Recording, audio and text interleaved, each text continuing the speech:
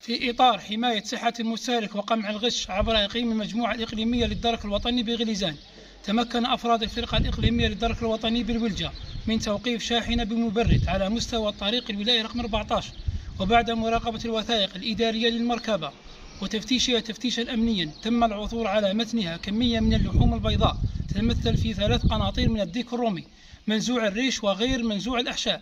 كان يقوم سائق المركبة بنقلها قصد توزيعها على مختلف القصابات بدائرة عمي موسى دون امتلاكه لشهادة الطبيب البيطري مع عدم احترامه لشروط النظافة.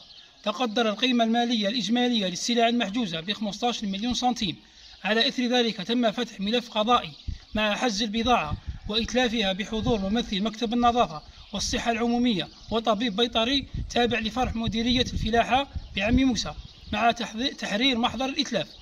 ويبقى الرقم الأخضر 1055 والموقع الخاص للشكاوي المسبقة www.ppgn.mdn تحت تصرف المواطنين.